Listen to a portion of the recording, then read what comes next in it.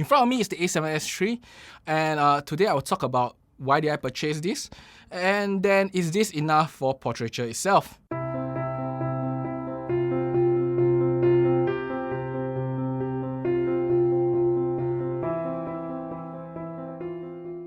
I'm Richard and welcome to ZP Productions.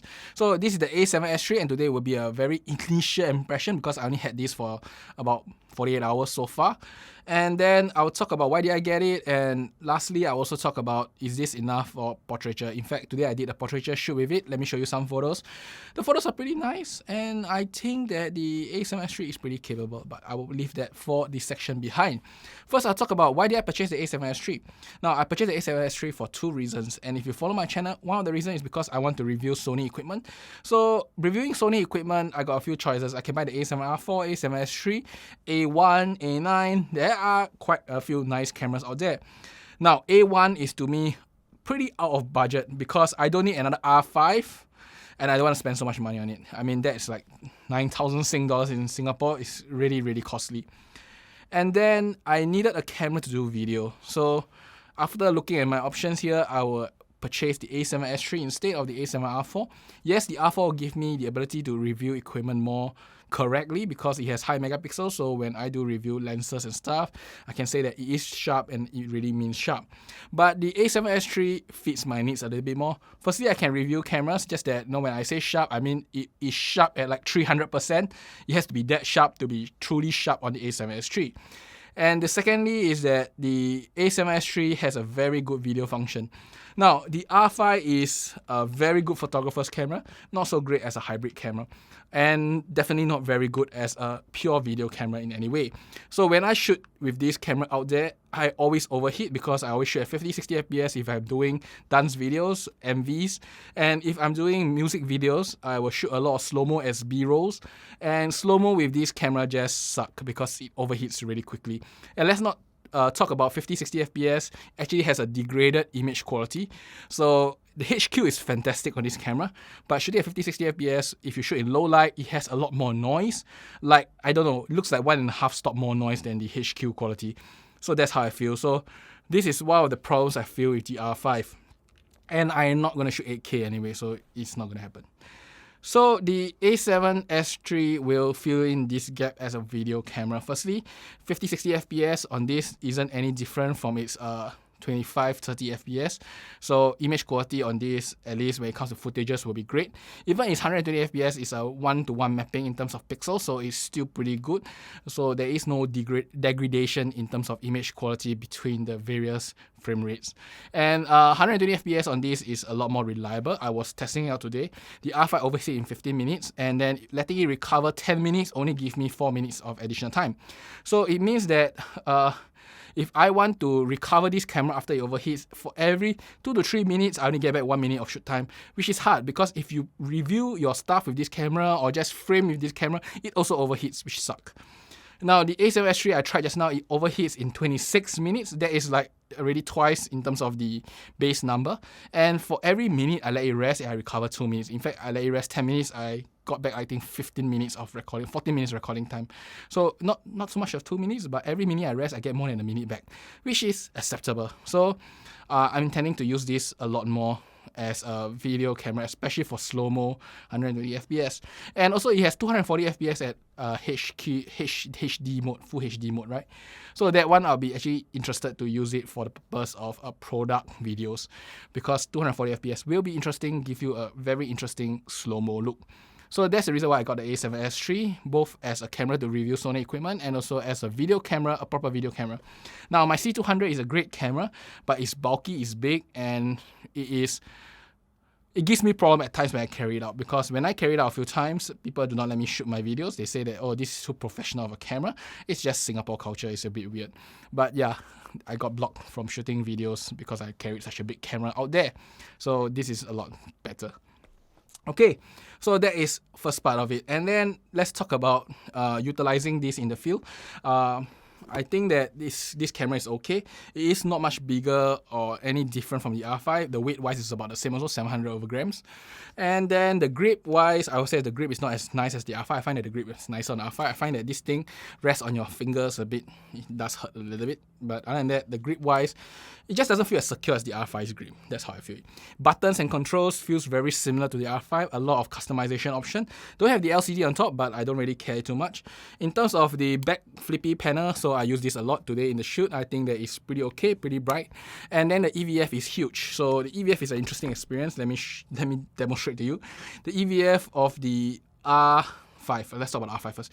The EVF of the R5 feels like that. So put a screen in front of you and then stare at the screen. This is how the R5 EVF look like. The A7S3 EVF looks like this. It's a bigger EVF next to your eye. So I think that this is great if you want a very immersive experience. Like it is like huge next to your eyes. It's like one of the biggest EVF I've ever seen, and it has so much pixel. It's very sharp inside. But the problem is that you have to put your eye precisely in the center, because I tried to shift my eye left and right, and it caused a little bit blurring because I think the lens can't focus. Or should I say not the lens can't focus? That's wrong. But more like when you shift your eye, you're not in the optimal region of the lenses inside the EVF, and it doesn't look as sharp. So I just tweak around. I still feel the problem is there. But on general shooting, I don't find any problem because I'll just slam the whole EVF to my eye and use it. So it's pretty immersive of experience. It has a nicer and bigger EVF, but I prefer the R5's EVF just for practical usage. And also I did notice that the R5 EVF has slightly less latency. When I do action shots, I don't miss it as much in the R5. When I do action shots with the Sony, I felt that it was like 1 frame slower than the actual event itself. Just about 1 frame slower. Not a big deal, but in between your skirt flipping and then the skirt dropping on the floor, it feels like that. The thing is, I could open 2 eyes to just shoot and I get a shot, but with the R5, I don't need to do that. So I tried the A9 before and I felt the same way for the A9. So the A7S3, the viewfinder just felt a little bit more latency. Maybe I'm not exploring enough because I did boost the EVF. I remember there's some option to boost the EVF, but it just doesn't feel as low latency as the R5 ones. Okay, that is about general handling in the field. As a portrait camera, on the other hand, I think that this is a very nice portrait camera. Firstly, the AF is very good. It is very accurate. The IAF on the A7S3 versus the R5, it depends on the situation. In a straightforward frontal situation with no funky hair and look, the R5 do catch the eye slightly better and slightly further. I think it's because it has more megapixels. This guy has less megapixels. That's my thought process.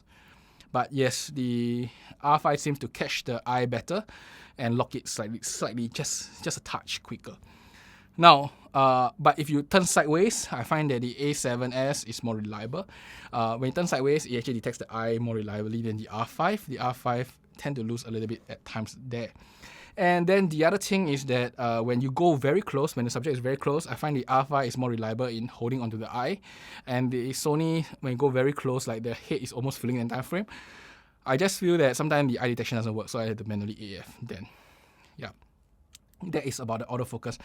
Now, in terms of autofocus mechanism-wise, I like the Sony mechanism more than the Canon's mechanism because Canon's eye detection allows you to use either the multi-zone, the huge wide area, if not allow you to select a tracking box and then put a subject to just focus on the subject's eye. But for the Sony, you get options. You can choose any focusing mode, which is whole wide area, seeing a big box that can shift around like only 10 points, and then a smaller box and a smaller box and a point and whatever, and tracking mode. I find that the Sony, because you can use eye detection in every single mode, you can tell the system how to focus, where to focus better. Because most of the time I was using the area that is smaller than the multi-zone, just enough, like it covers like 1/3 the frame, and then I move the box around very quickly. And because it allows me to quickly select the area, it actually feels more responsive using the A7S3 in the field compared to the R5, because the R5 multi-zone at times it gets a little bit lost, but the A7 III wouldn't get lost as long as I put the box properly. But if you are doing both multi-zone, I think the R5 is more reliable. That's my thought process.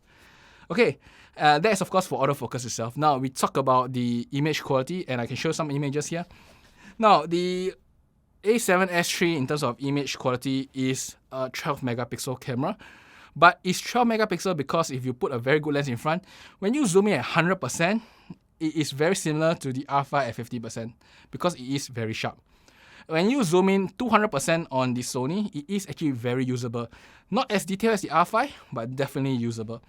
And when I was personally editing the photos, I had to zoom in at 200% because I feel that I can still see details, even though there is not enough pixels there, but I can still see details, and I have to remove the blemishes away.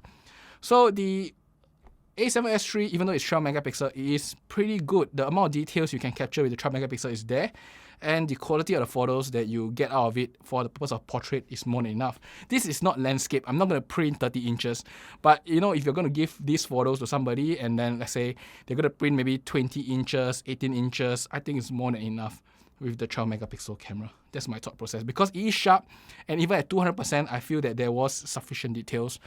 Of course, the 200% is not as good as the 100% in the R5 because megapixels is still a very physical quality item.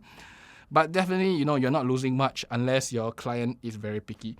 So after I shoot today, I hand over my photos to the person that worked with me because I was just trying out the camera and stuff. She's very happy with the photos. She didn't complain that resolution is not enough. She said the photos are good and sharp and nice. And I think that most of the time, when you buy a camera, you look at the megapixel. But when you receive photos, you don't care about the megapixels as much. You only care whether the photos look good, look sharp, look nice, and looks better than a handphone photo. So I think the A7S3 do deliver very good quality in terms of image. Now, I didn't go very deep into things like, highlight recovery, shadow recovery.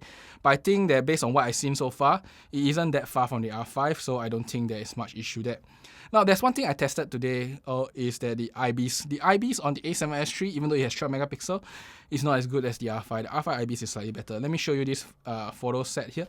The IBIS on the A7S3, the R5, I would say has a better hit rate. So how to read this image here is that 4-star and 5-star means acceptable, which is sharp enough for me. 3-star, which means I'm desperate, I will use it. 2 and 1 is something I won't use at all. And if you see flag, which means if it's flagged, it is the A7S3 if it's flagged, and if it's not flagged, it's the R5. Yes, and red is just the color that I choose for the set. So I shot at 110 and 120, and both of the times I think the R5 deliver better results. I don't think there is much to talk about other than the R5 is a more reliable camera when it comes to IS than the A7S3. Now, I didn't try the video. I didn't have time today. And I'm supposed to do a video, but I don't feel that great today because I just did my vaccine yesterday. So what happened is that my understanding is that because the IS is not as great, it does result in less wobble, and I think Sony managed to overcome the wobbleness. So if you are using wider angle lenses on the A7S3, you won't get the wobble corner effect, while the R5 will actually give you the wobble corner effect if you're shooting wide angle lenses like 28, 24. It does wobble a little bit. And that's about it for today. So I'll just share you my experience of using the Sony A7S3, my initial impressions, and in the next coming days, I will actually do a full review on the A7S3 itself. I'm still exploring the functions inside. And then once I got everything properly, I will start reviewing Sony gears. And I hope to see you guys in the future then. Bye-bye. We will look at more reviews for Sony equipment, Canon equipment, and Fuji equipment down the road.